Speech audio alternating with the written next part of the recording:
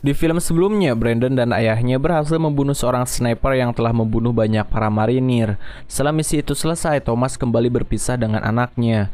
Dan kini Brandon telah menjadi seorang sniper handal dan akan menjalankan misi.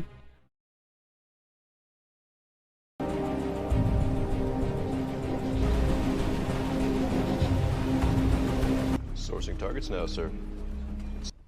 Film ini diawali dengan diperlihatkan tim Brandon ditugaskan untuk membunuh semua para teroris ISIS yang akan melakukan eksekusi kepada tawanan Amerika. Di dalam misi ini, Brandon tidak sendiri. Ia ditemani dengan pengintainya dan bersama tim sniper yang dipimpin oleh Miller. Selain itu, para tim yang lain akan memberi arahan kepada para sniper tentang keberadaan musuh atau penyergapan. Di pantai tersebut tidak begitu lama, akhirnya datanglah para teroris ISIS yang membawa tawanan.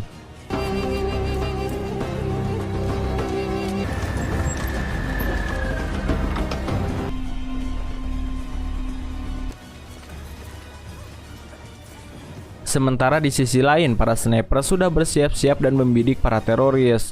Kemudian Miller memberi arahan kepada mereka untuk menahan tembakan sebelum perintah diberikan. Tidak lama, para teroris itu membuat tawanan ke tepi pantai untuk segera dieksekusi. Sebelum dieksekusi, mereka merekamnya sebagai satu peringatan terhadap pemerintah Amerika. Walaupun tidak dijelaskan motif yang terjadi di sini, namun sepertinya mereka membalaskan dendam terhadap pemerintah Amerika yang telah membersihkan teror ISIS dari tatanan dunia. Mengetahui teroris itu akan segera dieksekusi, sang kolonel akhirnya memberi perintah untuk segera melepaskan tembakan. Miller menyuruh Brandon untuk menembak duluan. Namun apa yang terjadi? Di sana para teroris malah memilih anak kecil untuk mengeksekusi tawanan tersebut. Tentu saja itu menjadi hal yang sulit bagi Brandon. Atas rasa kemanusiaan, mungkin ia berpikir mana mungkin tega ia membunuh anak yang tak berdosa. Akhirnya ia pun ragu-ragu untuk menembaknya. Temannya yang lain memperingati Brandon agar segera menembak anak itu. Rampage, take the shot now. No joy. Karena kesal, akhirnya salah satu dari mereka menembak teroris itu. Namun sayangnya tembakannya melenceng sehingga sang teroris pun berhasil membunuh salah satu tawanan. One hostage down, sir. Where's Pegasus? Dari sinilah kekacauan pun terjadi.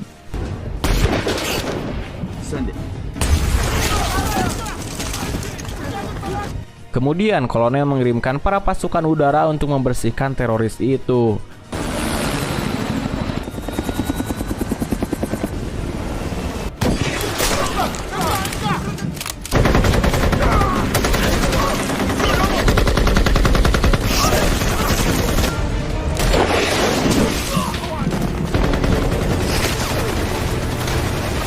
Walaupun mereka berhasil membunuh banyak teroris, tetap saja misi mereka dianggap gagal karena ada satu tawanan yang berhasil dibunuh oleh pasukan ISIS.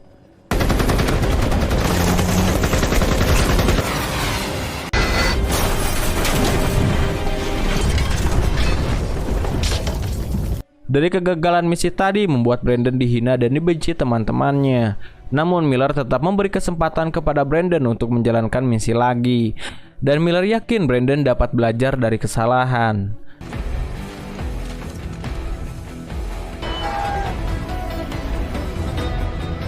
Scene kemudian berpindah ke kota Istanbul, negara Turki, di mana mereka kembali mendapatkan tugas. Di saat mereka sedang makan-makan, secara tidak sengaja teman wanitanya mengusik kegagalan Brandon dan menyebutnya junior. Tentu saja hal itu membuatnya kesal, namun ia sadar bahwasannya wanita selalu benar dan mungkin kalau dilawan juga pasti harus ngalah juga. Saat Brandon tengah meratapi kekesalannya, tiba-tiba ia bertemu dengan seorang wanita yang menurutnya cantik. Dari sikap wanita tersebut, sepertinya ia menggoda Brandon agar mengikutinya, dan akhirnya Brandon pun mengikutinya.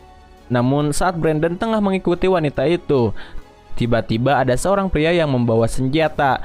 Pria itu sepertinya akan menuju ke suatu tempat. Setelah mengikuti wanita itu, Brandon akhirnya bisa mengobrol dengannya. Dilihat dari raut wajahnya, Brandon sepertinya menyukai wanita itu. Mereka pun saling sedikit mengobrol dan kita akan diberitahu siapa wanita ini. Saat Brandon sedang asyik mengobrol, di sebuah gedung, pria yang tadi ternyata tengah mengincar Brandon.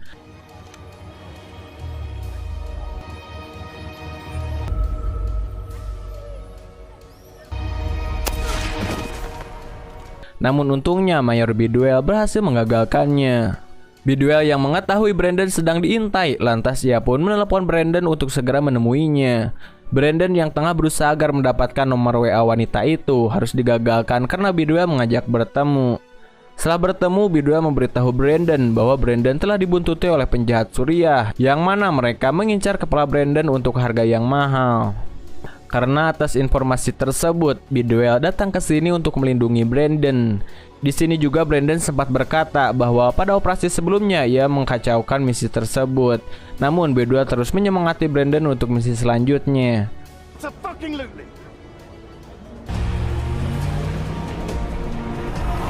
Scene kemudian berpindah ke sebuah perahu. Di sana kolonel bertemu dengan Bidwell dan tim sniper. Mereka semua mendapat tugas baru untuk melindungi konstruksi jalur pipa gas. Tidak lama datanglah wanita tadi yang pernah diikuti Brandon. Ternyata wanita itu adalah Robin Slater. Robin sendiri adalah anggota Persatuan Pusat Militer di bagian operasi. Robin memperkenalkan Kolonel Sergei Babayev untuk menjadi perantara mereka dengan tentara Georgia yang bertugas menjaga saluran pipa gas, di mana saluran pipa gas itu dijaga oleh militer dan penegak hukum setempat. Namun baru-baru ini telah terjadi insiden di area konstruksi itu yang menyebabkan manajer dan insinyur di sana tewas oleh sniper musuh. Selain itu, para pemberontak juga mengabum infrastruktur jalur pipa di lokasi yang strategis, dan pelakunya adalah kelompok radikal yang berasal dari Afghanistan dan Irak. Karena inilah mereka meminta bantuan tim kolonel untuk menjaga konstruksi tersebut dari para pemberontak. Kemudian kolonel melanjutkan pembicaraan tentang informasi yang ia dapat, bahwa intelijen telah melaporkan serangan ini. Ternyata serangan tersebut dipimpin oleh militan Afghanistan yang bernama Rosan Gazakov. Rosan sendiri pernah dilatih oleh pasukan khusus Angkatan Darat Inggris, dan dia juga memimpin kelompok jihad baru. Rosan merupakan seorang sniper yang sangat berbahaya, dan Rosan akan menjadi teror baru bagi mereka. Lalu Robin melanjutkan pembicaraan dengan tugas yang akan mereka jalankan, di mana 2 hari lagi akan ada kunjungan dari Kellyanne Grant, seorang pengusaha bidang migas, ke stasiun pompa Gaznab. Tujuannya untuk menemui kepala suku dan membicarakan masalah pembebasan lahan. Dan misi mereka adalah untuk menyingkirkan sniper musuh. Sedangkan tim Robin akan memberikan bantuan dengan pesawat drone, di mana ia akan mengintai dan meluncurkan rudal. Sedangkan kolonel akan memantau mereka dari markas operasi. Singkat cerita, mereka pun saling berpisah, di mana Major Bidwell juga akan pergi dari negara Turki. Georgia.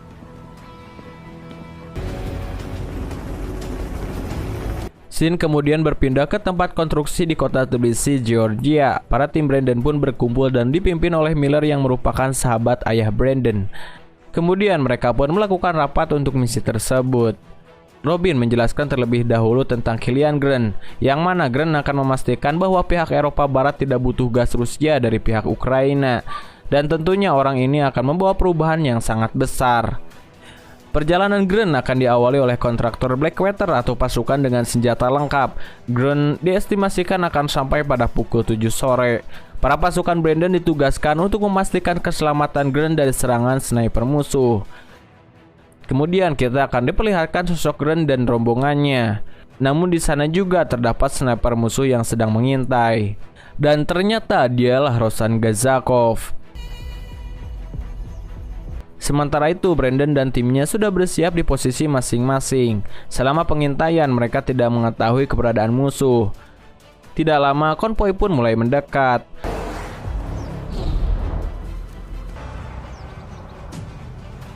Tapi bahayanya, ternyata pasukan sniper musuh sudah siap untuk menembak rombongan Grant. Salah satu tim dari Brandon melihat pantulan cahaya yang memungkinkan itu adalah musuh. Tapi tiba-tiba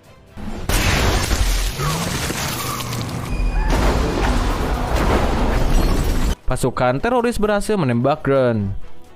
Selain itu, Rosan juga mengetahui keberadaan mereka sehingga salah satu tim Brandon harus terkena tembakan. Jelas saja mereka panik dan heran kenapa pihak musuh bisa mengetahui posisi mereka. Padahal sedari awal pihak Brandon tidak mengetahui keberadaan musuh. Dan dari sini kerusuhan terjadi lagi, di mana para musuh berhasil menerjang rombongan Grant.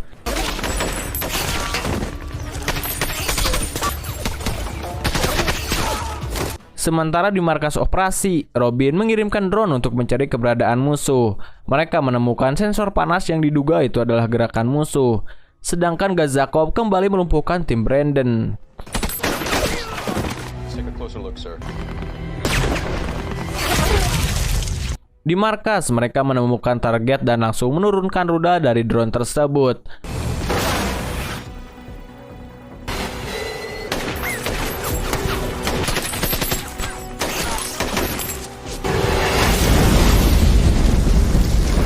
Lantas Brandon dan timnya mencoba menyelamatkan temannya yang tertembak. Namun sayangnya temannya sudah tidak bisa ditolong.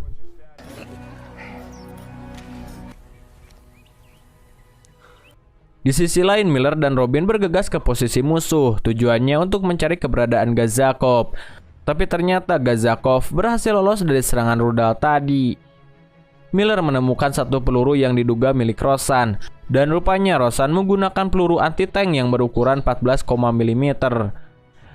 Dari kegagalan tadi, Brandon mempunyai asumsi bahwa ada pengkhianat yang membocorkan koordinat mereka kepada pihak musuh. Lantas ia mengatakannya langsung di hadapan Kolonel Babayev. Tentu saja sang kolonel tidak menerima dikata-katai seperti itu. Terjadilah adu mulut antara kolonel dan Brandon. Kemudian Miller mencoba melerai perkelahian mereka. Akibat asumsi Brandon yang menuduh Kolonel Babayev, akhirnya Brandon dikirim untuk masa percobaan ke Gunung Kaukasus. Di sana ia ditemani oleh seorang pria yang menjadi petunjuk jalannya. Jack of all trades, but for you, I'm your... Singkat cerita, mereka pun sampai di sebuah pos militer di pegunungan Kaukasus. Kedatangan Brandon ternyata langsung diberi ospek oleh para penjaga di sana, yang mana mereka adalah para penjaga jalur pipa gas terbaik di sini. Dengan skill dan arahan sang sutradara, Brandon berhasil menghabisi mereka semua.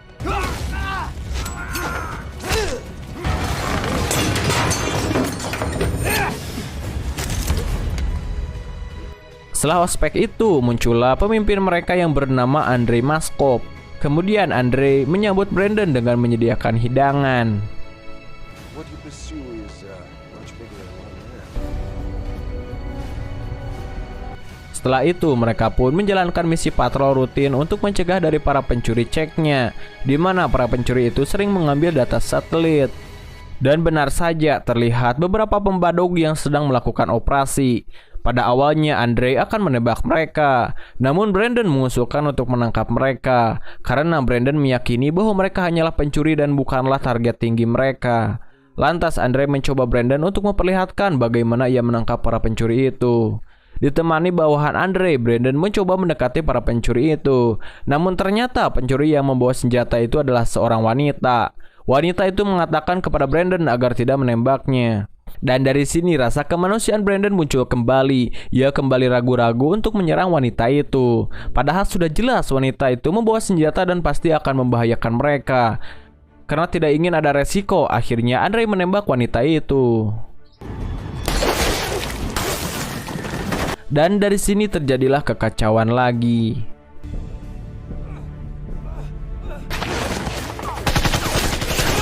Tim Andrei pun akhirnya berhasil membersihkan mereka semua. Kemudian mereka juga membawa salah satu dari pencuri. Setelah itu Andrei pun menceritakan masa lalunya, bagaimana ia melepaskan rasa kemanusiaannya demi menjadi seorang sniper. Jadi pada masa itu Andrei mendapatkan hadiah 3 misi pada perang ceknya pertama. Dan kesuksesan itu bermula ketika pada suatu hari di mana Andrei sedang melakukan tugas bersama timnya. Di saat itu ada anak kecil datang yang sepertinya membawa makanan. Namun Andrei melihat bahwa anak itu ternyata membawa bom peledak. Dari sini nurani Andrei berkata mungkin anak itu hanya ingin mengembalikan bom tersebut kepada para tentara. Dari sini juga tentu saja membuat ia ragu untuk menembak. Dan faktanya ternyata anak tadi memang akan mengebom pasukan Andrei. Dari kejadian itulah Andrei membuang rasa nurani kemanusiaannya untuk menjadi seorang sniper. Dari kisah Andrei secara tidak langsung memberi nasihat kepada Brandon agar menghilangkan rasa nuraninya tersebut. Kemudian Brandon diberi kabar oleh Miller bahwa mereka tidak mendapatkan Gazakov di pegunungan Ridge. Ternyata dia hanyalah saudara iparnya Gazakov. Dan malam ini mereka akan melakukan misi lagi untuk menyisir jalur pipa. Brandon mengingatkan kepada Miller untuk hati-hati terhadap Kolonel Babayev. Terlihat Robin melihat Miller dengan gelagat yang curiga. Esok paginya, Andre dan Brandon akan berpatroli kembali. Di sana akhirnya Andre berkata bahwa dirinya adalah seorang kolonel tentara Rusia yang dibayar untuk menjadi kontraktor swasta. Sedangkan di sisi lain terlihat Said dan rekannya sedang memasang bom ranjau. Di markas, tim sedang mempersiapkan senjata mereka untuk melawan pemberontak Ceknya. Brandon ditemani Said sebagai pengintainya, sedangkan Kolonel Andre dan anak buahnya berada di sebuah rumah. Saat sedang bersiap-siap, tiba-tiba salah satu sniper musuh berhasil menembak tim yang berada di menara. Bagusnya Brandon mengetahui lokasi musuh, dan dengan sigap Brandon berhasil menembaknya. Di rumah, Andre mencoba membidik dan melumpuhkan musuh. Namun tak diduga ternyata jumlah mereka terlalu banyak. Di sini Andre berusaha menahan dari serangan mereka.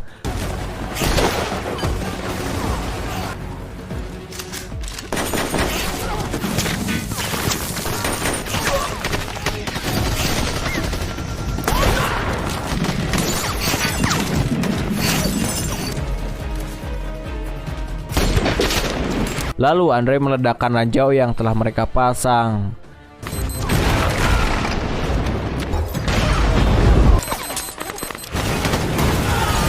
Tapi bahayanya pihak musuh mempunyai RPG dan menembakkannya ke arah rumah.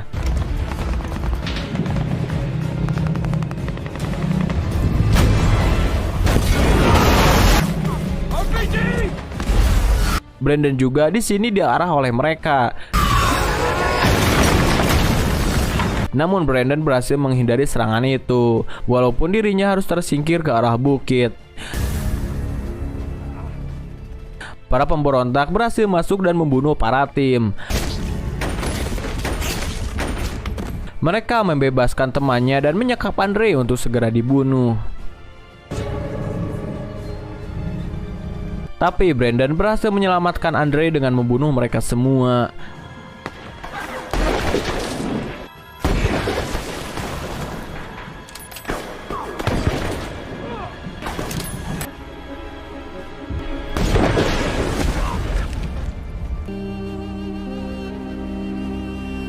Setelah itu Andre sangat berterima kasih kepada Brandon. Tidak lama datanglah drone yang melewati ke sana. Karena misi ini berhasil, Brandon ditarik kembali dari masa percobaannya. Brandon kembali ke markas Miller yang berada di Georgia. Ia akan dibantu oleh seorang kontak untuk bertemu langsung dengan Gazakov. Di sini Brandon hanya diberi waktu 36 jam untuk misi ini. Pria buta ini akan menuntun Brandon untuk menemui dan menantang Gazakov 1 lawan 1. Selain itu, Brandon juga ingin tahu siapa orang yang telah membocorkan koordinatnya. Lalu pria buta itu menyerahkan satu kotak yang berisi sisa tubuh saudara Gazakov yang tewas terkena serangan nuklir.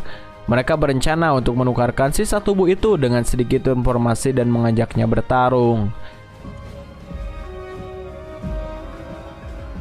Singkat cerita, perjalanan pun dilakukan. Bukit dari bukit mereka lalui. Ada sebuah drone yang mengapung di area mereka, tidak lain untuk mengawasi pergerakan Brandon. Sampai di sebuah bukit, pasukan pemberontak mengepung Brandon. Kotak ini meminta Brandon mengangkat tangannya dan memberikan kotak itu kepada mereka. Pemberontak itu berterima kasih karena mereka bisa melakukan pemakaman yang layak untuk saudaranya. Di pusat kontrol mereka mendeteksi bahwa banyak musuh di sini dan mengirakan ini adalah markas mereka, di mana tempat Gazakov bersembunyi. Brandon meminta mereka menyebutkan orang yang memberitahu mereka koordinat snipernya. Namun pasukan pemberontak mengatakan itu hanyalah sebuah hadiah dari Tuhan. Brandon melihat salah satu dari mereka yang menggunakan laptop dengan jaringan satelit. Gazakov langsung marah dan mengatakan bahwa dirinya tidak bohong. Lagi-lagi di sini Brandon tidak mempercayainya. Kolonel yang melihat serangan dari Gazakov langsung meluncurkan rudal dari drone-nya.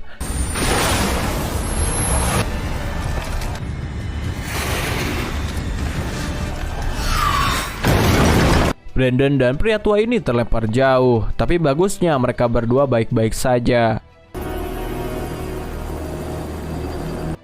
Scene beralih ke gardu kota Gaznab. Mereka berdua kemudian melaporkan temuannya kepada Robin dan Babayev bahwa mereka mencurigai kemungkinan drone adalah penyebab Gazakov mengetahui koordinat tim sniper, yaitu dengan cara melakukan penyadapan tanpa sepengetahuan pemilik drone itu sendiri.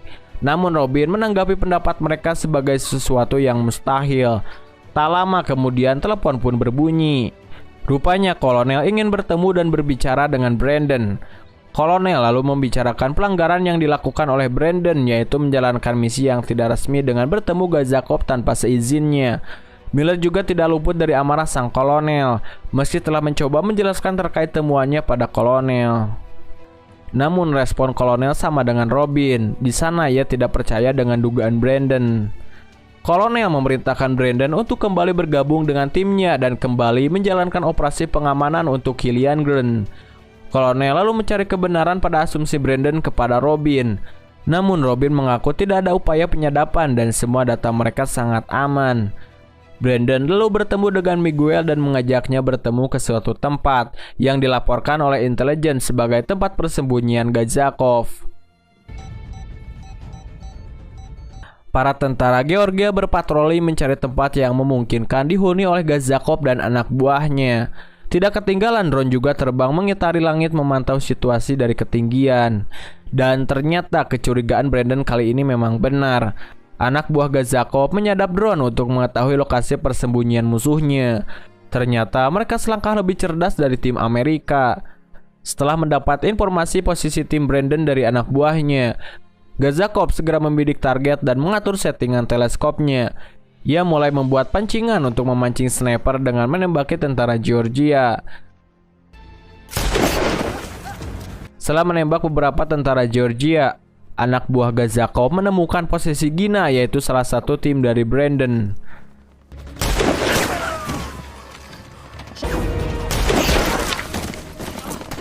Di sana Gazakov berhasil melukai Gina.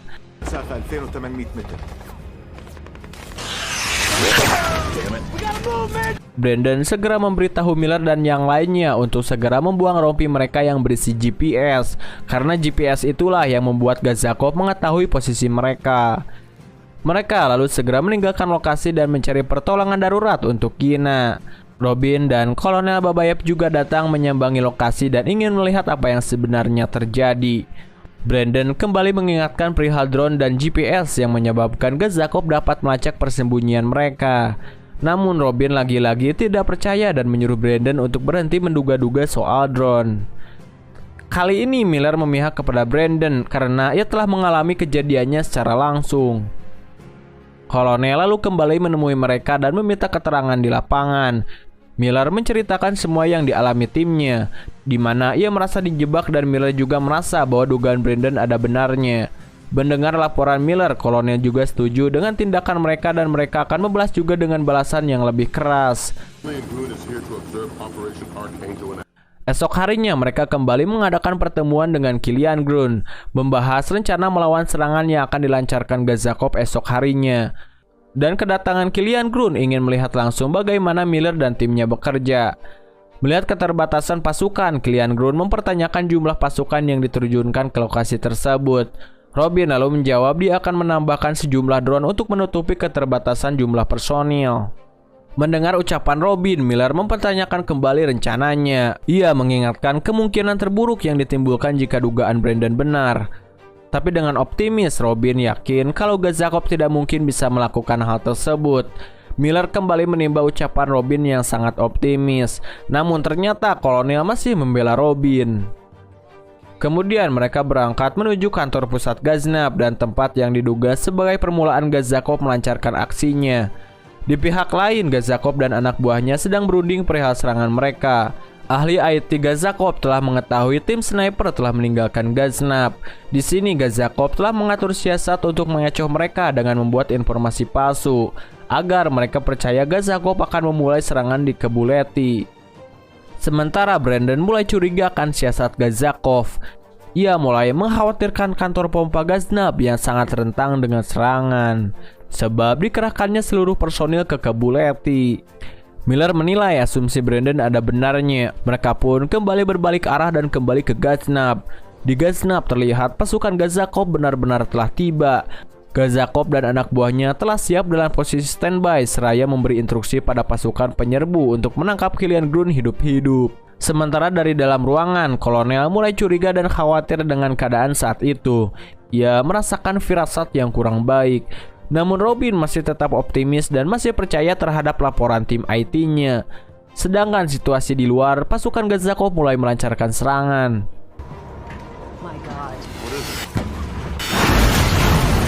Setelah Robin terhempas, barulah ia percaya kalau Gazakov telah menyadap drone-nya. Ia lalu menelepon kantor pusat komando untuk membatalkan semua penerbangan drone yang direncanakan sebagai misi pengintaian.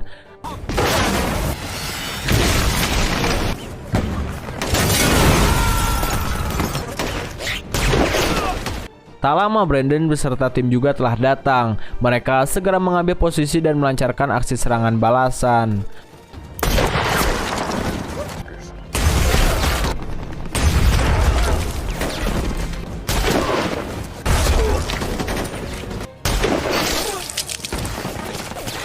Setelah cukup lama memantau, Brandon berhasil menembak mati pengamat dan ahli IT Gazakov.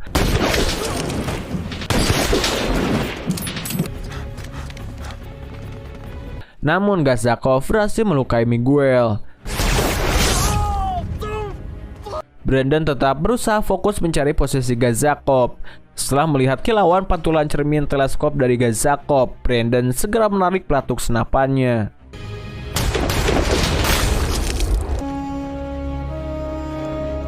Mengetahui begitu, pimpinan mereka telah terbunuh. Anak buah Gazakov segera berlari ke mobil dan meninggalkan lokasi. Miguel lalu ditangani oleh tim medis. Sementara Miller lalu mengucapkan selamat perpisahan untuk Brandon. Ia kagum kepada Thomas Beckett sekaligus pada Brandon yang memiliki keberanian dan nyali. Di akhir film, mereka berempat kembali berkumpul menikmati hidangan dan keindahan kota Istanbul. Kolonel lalu menghampiri dan memberitahu mereka mengenai tugas baru kolonel yang akan terjun langsung dalam operasi lapangan. Tujuannya untuk mengawasi mereka agar lebih baik. Namun ia juga membawa Robin untuk bertemu dengan Brandon. Dengan rasa malu, Robin mengakui kesalahannya dan membenarkan Brandon. Tapi Brandon memaklumi kesalahan Robin. Ia lalu mengajak Robin untuk minum-minum, dan Robin dengan senang hati bersedia menerima tawaran Brandon. Oke lah dulur, dan film ini pun udahan bor. Nah itulah dulur seluruh cerita film Sniper Ghost Shooter tahun 2016. Jika ada kesalahan maupun saran silahkan tulis di komentar. Sekian dari saya Steve Dul Austin, unjuk diri dan mengucapkan terima kasih.